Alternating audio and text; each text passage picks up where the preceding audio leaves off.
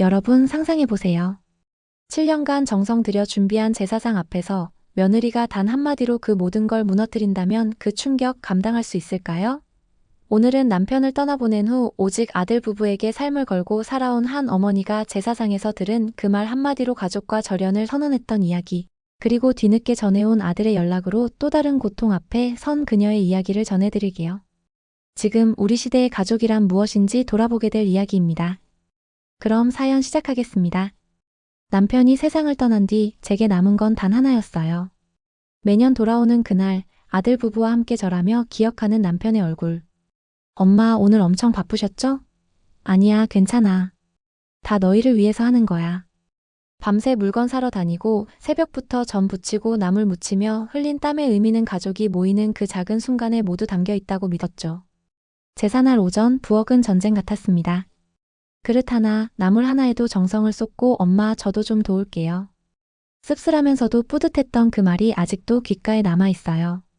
드디어 1시간이 걸려 완성한 제사상 앞에 아들과 며느리가 함께 절을 했을 때 그제야 마음속 작은 위안이 찾아왔을 거예요. 아, 해냈다. 그러다 며느리가 말했죠. 어머니, 이제 이런 제사상도 시대에 맞춰 간소하게 해야죠. 솔직히 다 귀찮고 불편해요. 제 귀가 의심스러웠습니다. 나의 7년 모두를 부정하는 말 같았어요. 그 말을 듣고도 아들은 그저 조용히 서 있었습니다.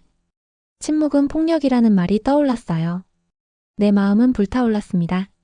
서럽고 억울했고 남편에게 바친 사랑이 이렇게 무시당할 거라곤 상상조차 못했어요.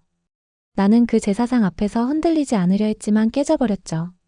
이제 끝입니다. 더 이상 가족 아닙니다. 제 한마디에 수십 년 쌓인 가족 관계가 무너졌습니다. 그리고 나는 그날부터 아들과 며느리에게서 내가 가장 소중히 여긴 존재로서의 자리도 내려놓았습니다. 2달이 흘렀습니다. 전화벨은 울리지 않았고 현관문은 고요했습니다. 그들과 끊긴 관계는 생각보다 조용했습니다. 처음엔 매일 밤 울었죠. 누가 봐도 내가 버림받은 사람 같았어요. 근데 어느 순간 생각이 바뀌더라고요. 아니야, 그건 내가 아니라 나를 지우려 한 쪽이지. 그런데 그 조용함을 깨고 하루는 문자 한 통이 도착했습니다. 엄마, 잠깐 통화 가능하세요? 보낸 사람 내 아들. 심장이 두근댔습니다. 왜 지금 와서? 망설이다 전화를 받았죠. 그의 첫 마디는 이랬습니다. 엄마, 우리 집 전세 계약이 끝났어요. 새 집 구해야 되는데 보증금이 모자라서 순간 머릿속이 하얘졌습니다. 그의 목소리엔 미안함보다 당연함이 묻어 있었습니다. 혹시 조금만 도와주실 수 있어요? 그 말에 그동안 쌓였던 기억들이 모두 대감기처럼 떠올랐어요.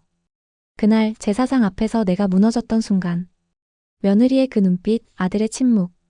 엄마가 도와줄 수 있지? 그 한마디에 나는 문득 이런 생각이 들었습니다. 나는 언제쯤 도움받을 사람이 될 수 있었던가?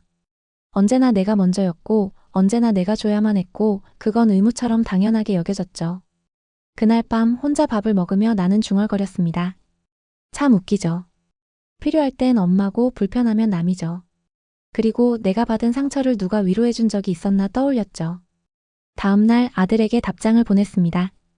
이야기해볼 수는 있겠지만 먼저 만나서 네가 무슨 생각을 하고 있는지 듣고 싶구나.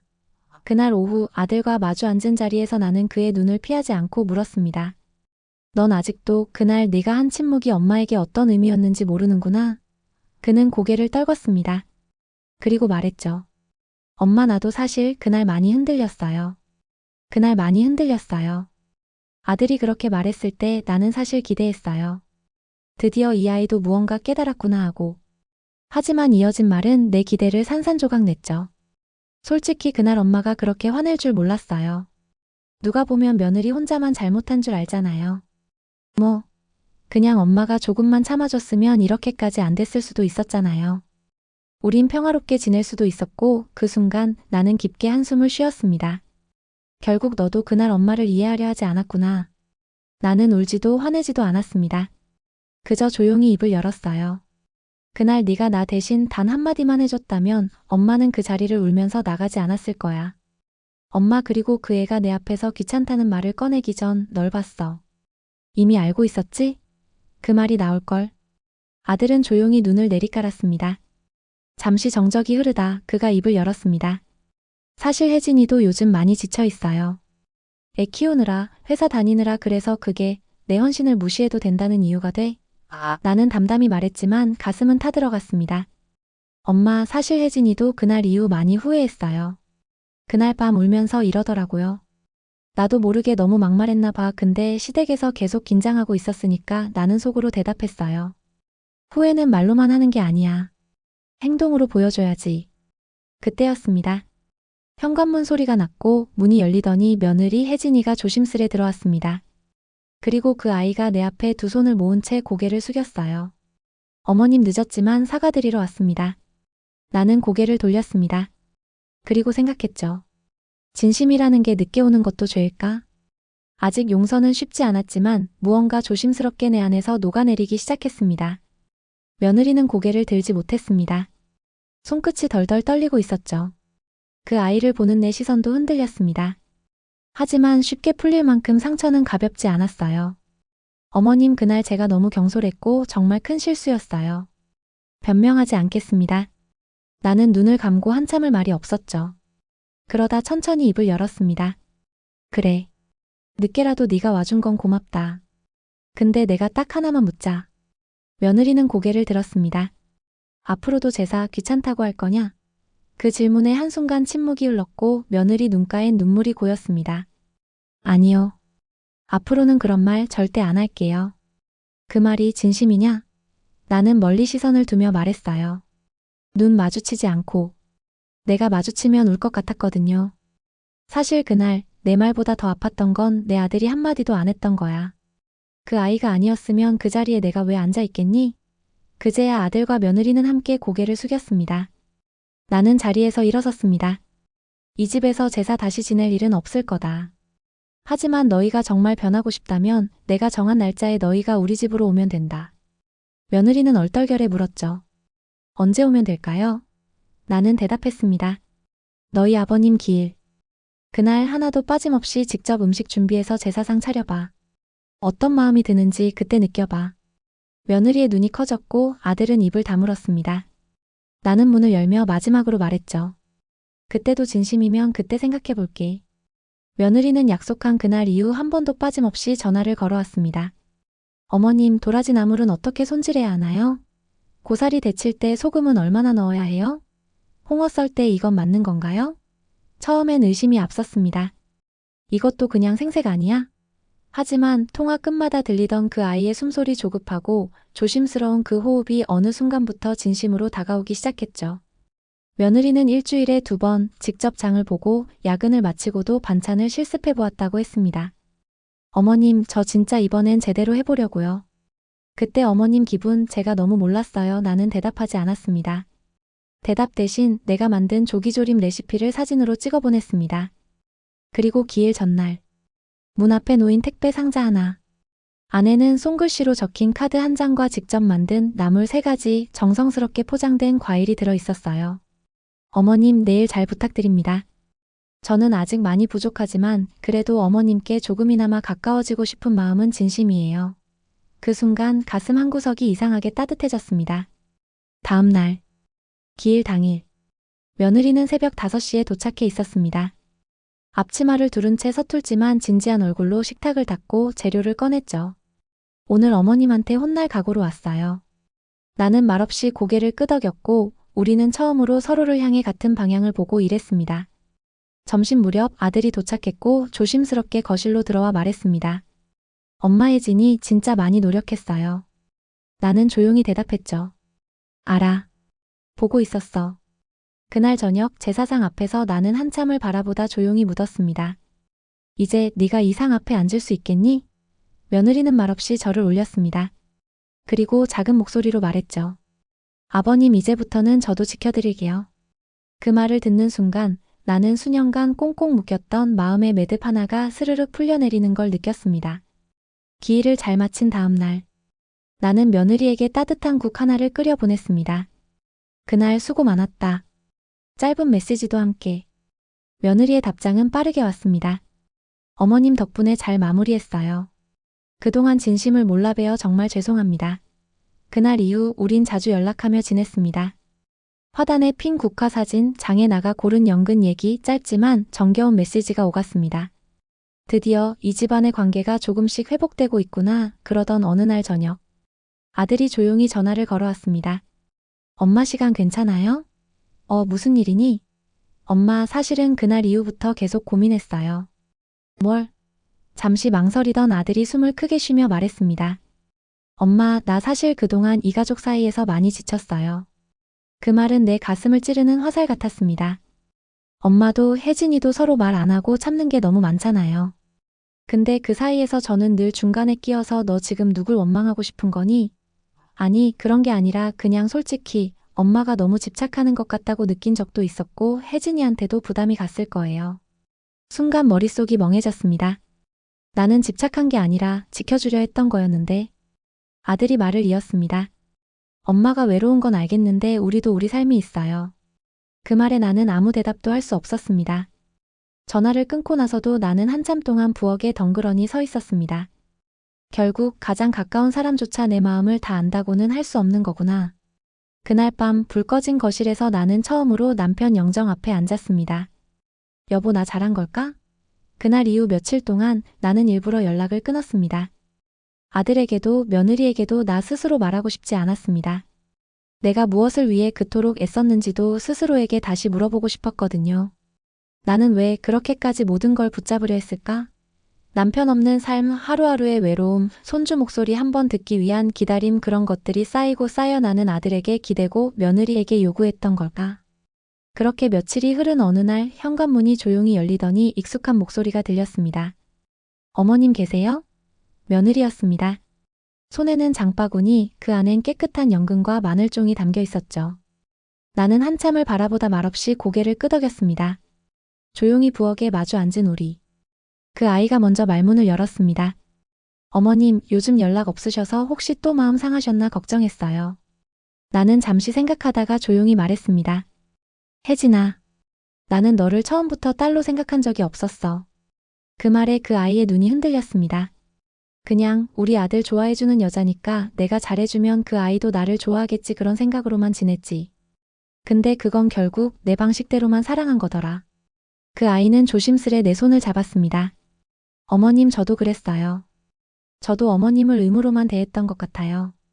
이제는 진짜 가족이 되고 싶어요. 그 순간 나는 처음으로 그 아이 눈 속에서 진심을 보았습니다. 그래서 말했습니다. 그래, 그럼 나도 너를 놓아줄게. 네. 이제 너에게 며느리니까 당연한 거라고 아무것도 기대하지 않을 거야. 대신 네가 내게 줄 수 있는 마음, 그게 전부라고 생각할게. 그 아이는 눈물을 뚝뚝 흘렸습니다. 그리고 그날 늦은 밤 아들이 조용히 문자를 보냈습니다. 엄마, 고마워요. 진심이에요. 나는 핸드폰을 조용히 내려놓고 속삭였습니다. 이제야 가족이 되는구나. 화해 후 우리 셋은 눈에 띄게 달라졌습니다. 며느리는 종종 된장찌개나 김치전을 만들어 작은 반찬통에 담아 보내왔고 아들은 틈날 때마다 퇴근길에 들러 엄마, 밥은? 이라며 문을 두드렸죠. 나도 그때마다 대수롭지 않은 척 식탁에 국을 하나 더 얹었습니다. 그렇게 오래 묶인 실타래가 풀리듯 우리 셋 사이의 거리도 조금씩 가까워졌습니다. 그러던 어느 날 아들이 퇴근 후 갑작스레 찾아왔습니다. 무언가 수줍고 설레고 살짝 긴장된 표정이었어요. 엄마, 오늘 혜진이랑 병원 다녀왔어요. 나는 갑자기 심장이 쿵 내려앉았습니다. 병원? 어디 아픈 거야? 아들은 웃으며 고개를 저었습니다. 아니요, 엄마. 좋은 소식이에요. 엄마, 손주 생겼어요. 그 순간 나는 아무 말도 할 수 없었습니다. 멀찍이 놓인 식탁 위에 국그릇이 희미하게 흔들려 보였죠. 정말이니? 네, 아직 초기지만 잘 자리 잡고 있어요. 나는 손을 모았습니다. 말없이 오래도록. 그리고 한참 후 조용히 한마디를 꺼냈죠. 그래, 이제 진짜 우리 가족이 늘어나는구나. 그날 밤 나는 남편 영정 앞에 앉아 작게 속삭였습니다. 여보, 우리한테 손주가 온대. 사진 속 남편은 늘 그랬듯 묵묵히 웃고 있었습니다. 그런데 며칠 후 며느리가 혼자 전화를 걸어왔습니다. 목소리가 살짝 흔들렸습니다. 어머님, 혹시 제가 아가씨 집안에서 미역국 끓이는 방법을 배워오는 거 괜찮을까요? 나는 웃으며 대답했죠. 혜진아, 이제 네가 정해. 그게 진짜 엄마 되는 연습이야. 출산 예정일이 다가올수록 나는 점점 초조해졌습니다. 문득문득 떠오르는 건 내가 아들을 낳았던 그날. 남편 손 꼭 잡고 눈물범벅으로 웃던 그 기억이었습니다. 그 애는 그때 내 눈 속에 처음 비친 세상이었는데 이제는 그 애가 새로운 세상을 품고 있는구나. 드디어 그날이 찾아왔습니다. 한밤중 갑작스러운 진통. 아들은 떨리는 목소리로 전화를 걸어왔습니다. 엄마, 혜진이 병원이야. 곧 나올 것 같대요. 나는 정신없이 이불을 정리하고 장롱 속 수건을 꺼내 작게 접어 가방에 넣었습니다. 뭔지도 모르게 그냥 뭐라도 챙기고 싶었습니다. 병원에 도착했을 때 아들은 복도에 앉아 얼굴을 감싸고 있었습니다. 엄마, 저기서 혼자 나는 그의 등을 토닥이며 말없이 옆에 앉았습니다. 그 순간 한 아이의 울음소리가 복도를 가득 채웠습니다. 우리 둘 다 동시에 고개를 들었습니다. 왔구나. 며느리는 수술을 마치고 피곤한 얼굴로 누워 있었지만 손끝이 작게 떨리고 있었습니다. 나는 천천히 다가가 그 손을 감쌌습니다. 수고했다, 혜진아. 그 아이는 눈을 감은 채 눈물만 흘렸습니다. 며칠 뒤 손주를 처음 안아본 그 순간. 나는 깜짝 놀랐습니다. 그 아이의 콧날이 어릴 적 아들과 똑같았습니다. 나는 그 작은 얼굴에 천천히 속삭였습니다. 어서 와, 우리 가족. 그리고 며느리와 아들이 조심스레 내게 말했습니다. 어머님, 혹시 이 아이 이름 지어주실 수 있을까요? 나는 눈물이 왈칵 쏟아질 뻔했지만 겨우 참으며 웃었습니다. 그래, 그럼 이 아이 이름 내가 정성껏 불러줄게. 그날 밤 나는 혼잣말처럼 중얼거렸습니다. 이 아이 덕분에 내 마음속 서운함도 상처도 다 사라졌어. 가족이란 결국 그렇게 서로를 낫게 하는 존재인지도 모르겠습니다. 며칠 동안 나는 온종일 이름만 떠올렸습니다. 어떤 이름이 이 아이의 첫 발걸음에 진짜 힘이 되어줄까? 혼자 국화꽃을 보며 남편 영정 사진 앞에 앉아 아들이 아장아장 걷던 사진첩을 들춰보며 마음속으로 수십 개의 이름을 되뇌었습니다. 그리고 마침내 나는 결심했습니다. 이 아이 이름 다운으로 하자. 며느리는 고개를 갸웃하며 물었습니다. 다운이요? 무슨 뜻이에요? 나는 미소 지으며 대답했습니다. 모든 좋은 일이 다 온다는 뜻이야. 그리고 우리 가족도 이 아이 덕분에 다시 함께 온 거고. 며느리는 눈시울을 붉히며 조용히 속삭였습니다. 이름 너무 예뻐요, 어머님. 아들도 조용히 고개를 끄덕였습니다. 그 순간 나는 문득 이런 생각이 들었습니다. 가족은 닿을 수 없는 강을 건너야만 가까워지는 게 아니라 그저 서로를 이해하려는 한 걸음이면 충분한 거였구나. 며칠 후 작은 다운이가 처음으로 웃었습니다. 코끝이 찡해진 나는 가만히 아이를 안고 귓가에 속삭였습니다. 다운아, 넌 내 인생의 온기처럼 와준 선물이란다. 그리고 그날 밤 나는 남편에게 마지막으로 속삭였습니다. 여보, 걱정 마. 이제 우리 아이들 잘 살아갈 거야. 그리고 나도 이제 놓을 줄 알아. 조용히 영정 앞에 하얀 국화를 놓았습니다. 이제야 알 것 같았습니다. 가족은 오해와 침묵을 건너 서로를 향해 다시 손 내밀 때 비로소 진짜 가족이 되는 거란 걸. 그 손을 내가 먼저 내밀었다면 우리의 시간도 더 따뜻했을까? 하지만 늦지 않았습니다. 다운이에게는 우리 모두가 좋은 시작이 되면 되니까요. 한때 제사상 하나로 절연까지 갔던 가족. 하지만 마음을 열고 진심을 나눈 순간 우린 다시 하나가 될 수 있었습니다. 이 이야기에서 혹시 당신의 가족이 떠오르셨나요? 미안해보다 먼저 괜찮아라고 말해줄 수 있는 용기, 그게 바로 가족이라는 이름의 시작 아닐까요? 시청해주신 여러분 진심으로 감사합니다. 이 이야기가 마음에 와닿으셨다면 구독과 좋아요 한 번씩, 그리고 댓글로 응원해주세요. 여러분의 응원은 더 좋은 이야기로 돌아옵니다. 지금까지 미소 한 줌 이야기였습니다. 감사합니다.